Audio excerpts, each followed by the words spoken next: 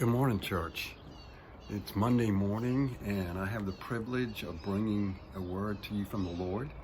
And the passage that God has given to me for us today is Psalms 91, verse 1.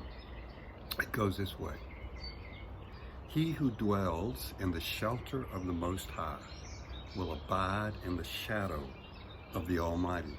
I will say to the Lord, my refuge, my fortress, my God in whom I trust. What a powerful verse that is for us this morning. And I started thinking about precisely what that verse might mean to you and to me. And some of the words that sort of popped out to me, first was this word, he who dwells. And I thought about my home. My home is a dwelling place.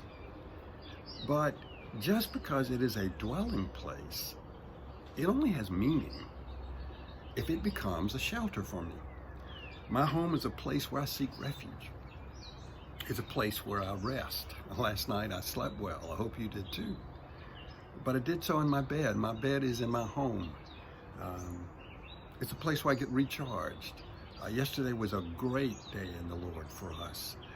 And I came home, I sat in my chair in the den, and I just started praising God. And Debbie was sitting beside me, and I just reflected on the beauty of the day, what God had done for us, and just thinking about what God did. It just recharged me. And so when I dwell in the shelter of the Most High, what he's saying is, as I contemplate on what God has done and what God is going to do. And when I do that, of course, it's not a physical location, but it is a knowledge of who God is and what God does in our lives. And so he says, if I do that, if I dwell in the shelter of the Almighty, I will abide in his shadow. And I thought about that too, because if I'm abiding in the shadow of the Almighty, then that means that he's in front. Because the only way I can abide in his shadow, is if I'm walking behind me. Behind him, I mean. So I'm abiding in his shadow. And then the Lord sent me to one other passage that I think really helps me to understand what that means. In Psalms 32, verse 7, he says, I will instruct you and teach you in the way you should go. So if God's in front and I'm in his shadow, then I've got to be walking in the will of the Lord based on the teachings of his word and the teachings of my own life in terms of how I have followed his word and how it's been a blessing to me. It's like my experience becomes a teacher, but only as I follow him. So he says, I will instruct you and teach you in the way you should go. I will guide you with my eye. Now that's an interesting statement, isn't it? I will guide you with my eye. Well, how in the world is the eye of God going to guide me? I mean, I can understand if he says, if I walk in his shadow, then I'm going to abide in his presence. I can understand that, but his eye? Well, let me see if I can show you what I think that might mean. I'm going to turn my camera around just a second and show you something.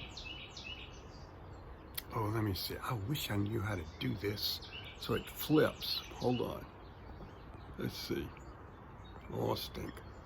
Well, can you see that?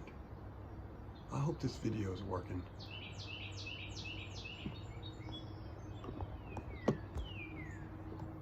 Okay, so here we are. We're back on this front side. Here's what I'm trying to show you. What I tried to show you. I thought that was going to flip around, but I don't see the little thing that flips it. But anyway, here's what I was trying to show you. If you go that way, you walk off my deck, okay? And so I couldn't really tell you how to walk off the deck.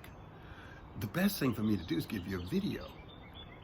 And then if you follow the video, you will know precisely how you walk towards the steps and then you walk down the steps.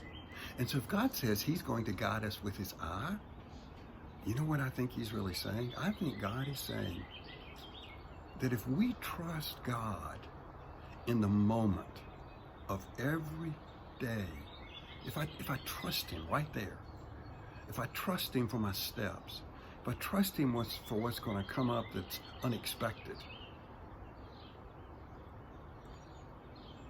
he's going to guide me with his eye.